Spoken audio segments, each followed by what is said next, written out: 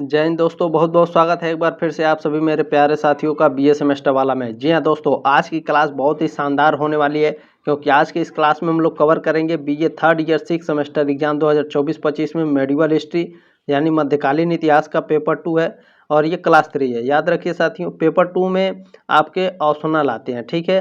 और एक बात याद रखिए, मैंने जो क्लास करा रहा था, ठीक है, जब मैंने पिछला क्लास कराया था उसमें मैं बोल रहा था कि जो आप 5th सेमेस्टर में एग्जाम दिए थे वही आपको 6 सेमेस्टर में भी देना होगा, लेकिन ऐसा नहीं है दोस्तों। याद रखिएगा, जो आपके एडमिट कार्ड पर सब्जेक्ट लिखा होगा ऑप्शनल वाला वही आपको एग्जाम में भी देना है आंसर, ठीक है। तो ध्यान रखिएगा, इसमें आपका जो दीनदयाल उपाध्याय गोरखपुर विश्वविद्यालय है उसका डीडीयू, ठीक है, डीडीयू का पेपर कोड है HIS 307, ठीक है। ये ऑप्शनल वाले में है, ध्यान रखेंगे।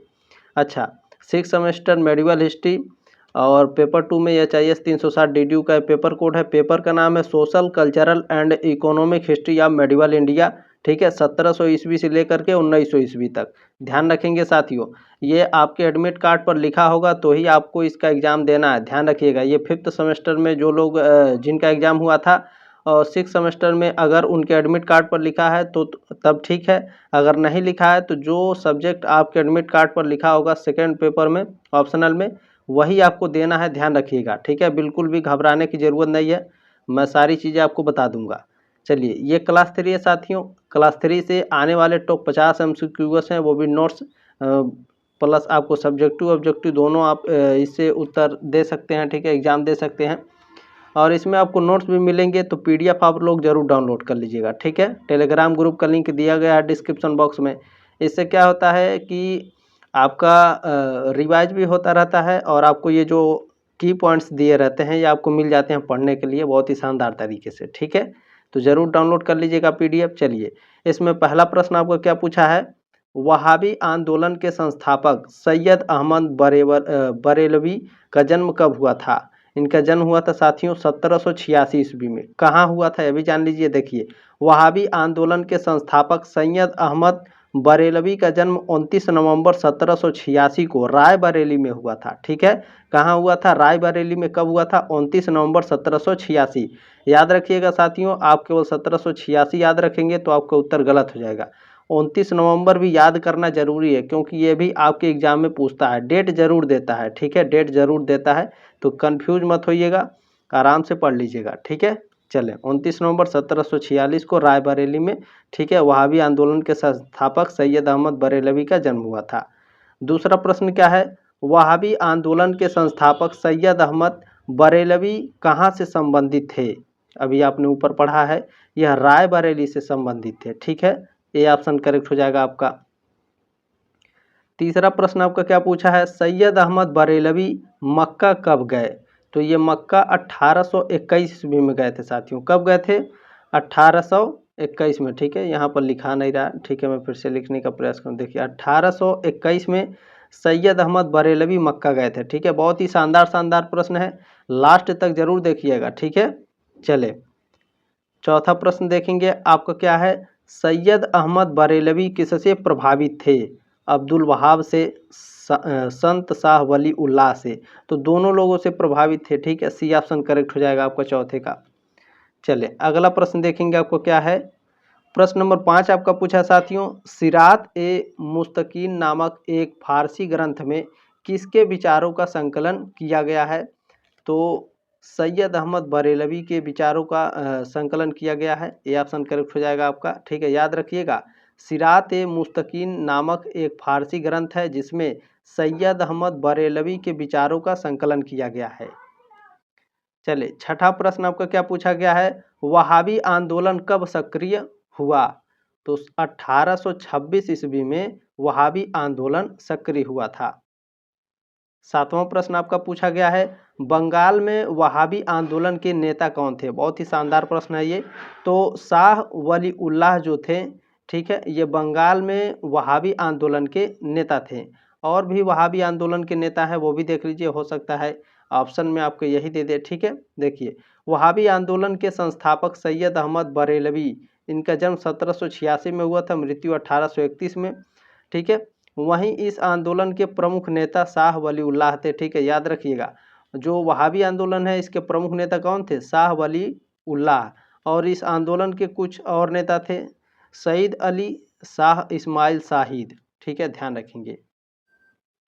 8वां प्रश्न आपका पूछा गया है, सैयद अहमद बरेलवी के मृत्यु के पश्चात वहाबी आंदोलन को किसने जिंदा रखा? विलायत अली और इनायत अली, इन दोनों ने। ठीक है, सी ऑप्शन करेक्ट हो जाएगा आपका। अच्छा, इसमें कुछ ध्यान रखिएगा साथियों, इस आंदोलन की सबसे बड़ी उपलब्धि देवबंद में 1886 ईस्वी में स्थापित दारुल उल्म नामक एक संस्था है। ठीक है, एक संस्था भी स्थापित की गई थी, दारुल उल्म। ठीक है, जो वहाबी आंदोलन था इसको ले करके, ठीक है, वहाबी आंदोलन के बाद उसी के संगठन में एक स्थापना किया गया था दारुल उल्म, एक संस्था का। ठीक है, कहाँ किया गया था? देवबंद में। ठीक है, देवबंद कहाँ है? सहारनपुर में। अभी ध्यान रखेंगे कब किया गया था? 1886 में। अच्छा, इस संस्था में वहाबी आंदोलन को बाद में कुछ वर्षों तक जीवित रखा। ठीक है, वहाबी आंदोलन के बाद इस संस्था की स्थापना हुई थी। ध्यान रखेंगे, बिल्कुल भी घबराने की जरूरत नहीं है। ठीक है, ध्यान से पढ़ लीजिए इसे, आपके एग्जाम में पूछता है ये। 9वां प्रश्न क्या है? मुंबई में रैयतवाड़ी बंदोबस्त किसने लागू किया? तो मुंबई में एल्फिंस्टन ने रैयतवाड़ी बंदोबस्त को लागू किया गया था।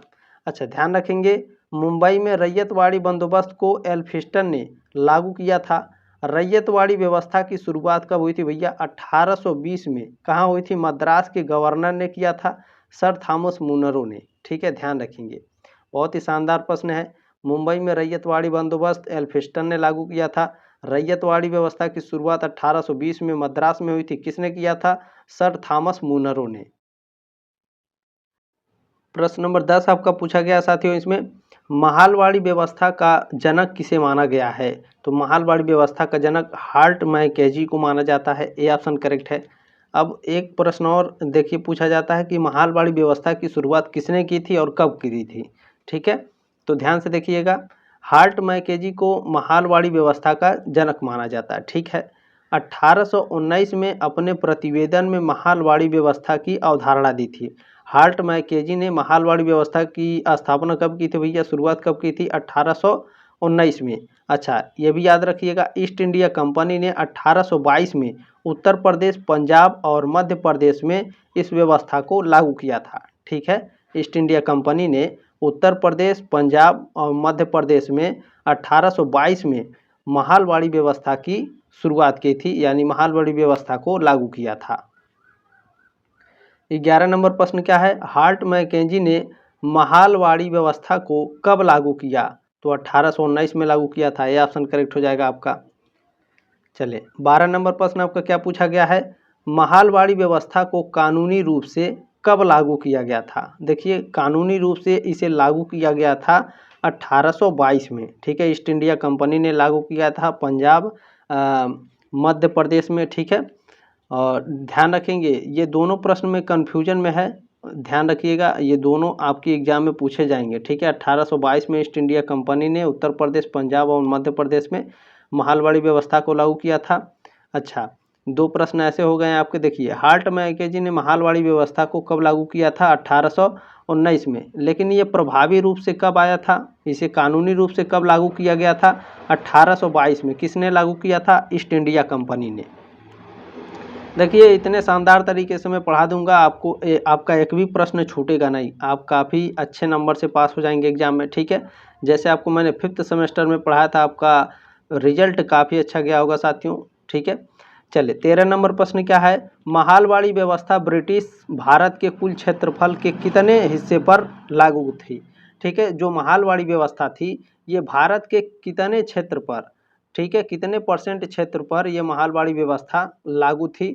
तो 30% क्षेत्र पर भारत के महालवाड़ी व्यवस्था लागू थी। 14 नंबर प्रश्न क्या है?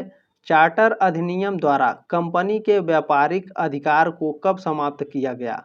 तो 1813 में। ये ऑप्शन करेक्ट हो जाएगा आपका। 15 नंबर प्रश्न क्या है? रेगुलेटिंग एक्ट कब पारित किया गया? 1773 ईस्वी में रेगुलेटिंग एक्ट पारित किया गया था। लेकिन यह भी याद रखिएगा, रेगुलेटिंग एक्ट जिसे आधिकारिक तौर पर ईस्ट इंडिया कंपनी एक्ट 1772 के नाम से भी जाना जाता है, जून 1773 में ब्रिटिश संसद ने पारित किया था। ठीक है, रेगुलेटिंग एक्ट को ब्रिटिश संसद ने 1773 में पारित किया था। 16 नंबर प्रश्न आपको क्या पूछा गया है, पिट्स इंडिया एक्ट पारित हुआ 1784 ईस्वी में पिट्स इंडिया एक्ट पारित हुआ था। 16 का ऑप्शन नंबर 1 करेक्ट हो जाएगा।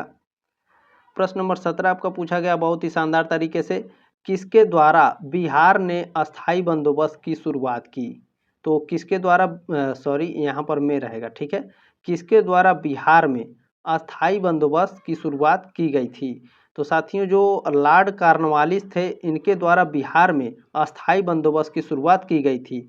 कब की गई थी भैया, तो 22 मार्च 1793 को लॉर्ड कॉर्नवालिस द्वारा बंगाल और बिहार में अस्थाई बंदोबस्त लागू की गई थी। ठीक है, ध्यान रखिएगा, बहुत ही शानदार ये सब नोट्स हैं और ये प्रश्न भी बहुत ही शानदार है। ठीक है, फिर से एक बार देख लीजिए, लॉर्ड कॉर्नवालिस ने 22 मार्च 1793 को बंगाल और बिहार में अस्थाई बंदोबस्त की शुरुआत की थी।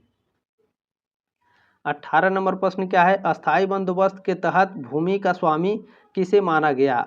तो ये जमींदारों को माना जाता था। ठीक है, अस्थाई बंदोबस्त के तहत भूमि का स्वामी जमींदार होते थे। 18 का ऑप्शन नंबर डी करेक्ट है। अभी कुछ दिन पहले आप लोग देखे होंगे, आपके दादा परदादा, उस समय जमींदारी व्यवस्था थी, तो सबसे ज़्यादा जमीनें किसके पास होती थी, जमींदारों के पास। ठीक है, चलिए 19 नंबर प्रश्न क्या है आपका, सूर्यास्त कानून का संबंध है, भू राजस्व व्यवस्था से सूर्यास्त कानून संबंध है।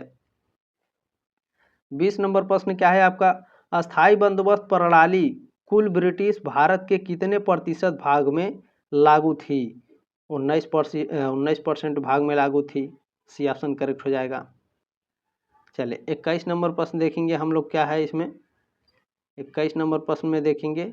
चले, अस्थाई बंदोबस्त प्रणाली के तहत भू राजस्व में सरकार का हिस्सा था। तो सरकार का हिस्सा 89% था। ठीक है, 11% हिस्सा जो होता था जमींदारों का होता था।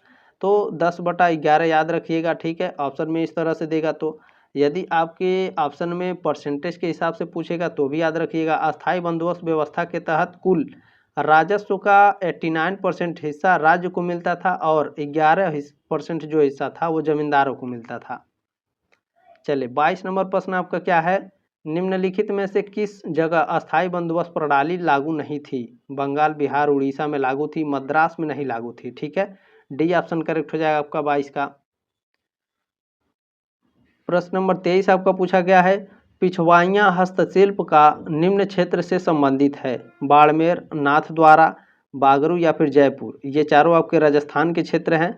तो जो पिछवाइयाँ हस्तशिल्प है ये नाथद्वारा क्षेत्र से संबंधित है। बी ऑप्शन करेक्ट है आपका। इसमें मैं कुछ आपको इम्पोर्टेंट पॉइंट बताने वाला हूँ। देखिए, बिछवाई कला राजस्थान की प्रसिद्ध हस्तकलाओं में से एक है, जिसकी उत्पत्ति राजस्थान के नाथद्वारा में हुई है। इस प्रकार यह नाथद्वारा की लोक कला है। इसकी उत्पत्ति 400 साल पहले हुई थी। ठीक है, पिछवाई जो हस्तकला है इसकी। 24 नंबर प्रश्न क्या है, राजस्थान का कौन सा जिला अजरक प्रिंट के लिए प्रसिद्ध है। तो ये बाड़मेर है। डी ऑप्शन करेक्ट हो जाएगा आपका। प्रश्न नंबर 25 आपका क्या पूछा गया है, अंग्रेजी शासन का प्रभाव किस क्षेत्र में अधिक पड़ा। आर्थिक क्षेत्र में, राजनीतिक क्षेत्र में, धार्मिक क्षेत्र में या फिर मनोवैज्ञानिक क्षेत्र में। तो अंग्रेजी शासन का जो प्रभाव है साथियों, यह आर्थिक क्षेत्र में सबसे ज़्यादा पड़ा था। ठीक है, ए ऑप्शन करेक्ट हो जाएगा 25 का। चलिए 26 नंबर प्रश्न आपका क्या पूछा गया है, ब्रिटिश काल में भारत में निम्नलिखित में से किस भू राजस्व व्यवस्था को नहीं अपनाया गया। अस्थाई बंदोबस्त को अपनाया गया था, रैयतवाड़ी को भी अपनाया गया था, महालवाड़ी को भी अपनाया, दहसाला व्यवस्था को नहीं अपनाया गया था। ठीक है, अच्छा, दहसाला व्यवस्था की शुरुआत किसके द्वारा हुई थी और रैयतवाड़ी के बारे में मैं कुछ बता देता हूँ आपको। देखिए, रैयतवाड़ी व्यवस्था थॉमस मुनरो और कैप्टन रीड ने साल 1820 में मद्रास में लागू की थी। ठीक है, अच्छा ध्यान रखेंगे, दसाला व्यवस्था भूमि कराधान की एक भारतीय प्रणाली है, दसाला व्यवस्था। ठीक है, इसे 1580 ईस्वी में अकबर के शासनकाल में शुरू किया गया था। ठीक है, दसाला व्यवस्था अकबर के शासनकाल में 1580 ईस्वी में शुरू किया गया था। ठीक है, और अकबर के वित्त मंत्री कौन थे, राजा टोडरमल। ठीक है, उन्हीं को दसाला व्यवस्था की पूरी जिम्मेदारी सौंपी गई थी। ठीक है, चले 27 नंबर प्रश्न आपका क्या पूछा गया है, भारत में ब्रिटिश भू राजस्व प्रणाली का निम्नलिखित में से किसने अधिक लाभ प्राप्त किया। तो जमींदारों ने सबसे अधिक लाभ प्राप्त किया था।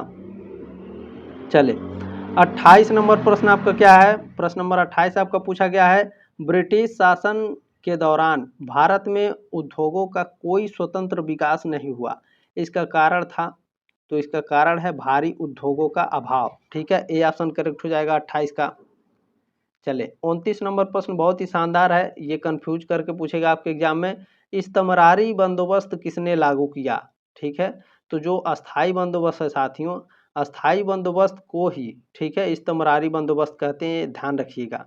तो लॉर्ड कॉर्नवालिस ने, ठीक है, इस्तमरारी बंदोबस्त को लागू किया था।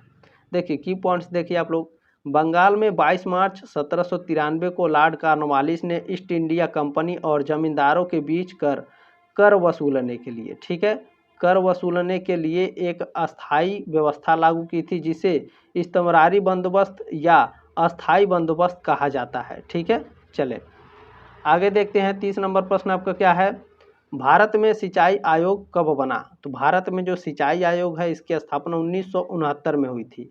डी ऑप्शन करेक्ट हो जाएगा आपका। ध्यान रखिएगा, भारत में सिंचाई आयोग की स्थापना साल 1969 में हुई थी। इसका मकसद देश के भविष्य में होने वाले सिंचाई विकास कार्यक्रमों पर विचार करना था। साल 1901 में लॉर्ड कर्जन ने भी सिंचाई आयोग का गठन किया था, जिसके अध्यक्ष कौन थे, सर कॉलिन स्कॉट मानक्रीफ। ठीक है, सर कॉलिन स्कॉट मानक्रीफ। बहुत ही शानदार प्रश्न है साथियों। 31 नंबर प्रश्न क्या है, भारतीय कृषि अनुसंधान परिषद का शुभारंभ हुआ 1929 को हुआ था। भारतीय कृषि अनुसंधान परिषद, ठीक है, यहाँ पर गलती हो गई है टाइपिंग में। ठीक है, भारतीय कृषि अनुसंधान परिषद की स्थापना 16 जुलाई 1929 को हुई थी। इसे, ठीक है, इसे सबसे पहले किस नाम से जाना जाता था, imperial council of agricultural research के नाम से। ठीक है, ध्यान रखिएगा, पहले किस नाम से जाना जाता था, प्रेजेंट टाइम में भारतीय कृषि अनुसंधान परिषद के नाम से जाना जाता था।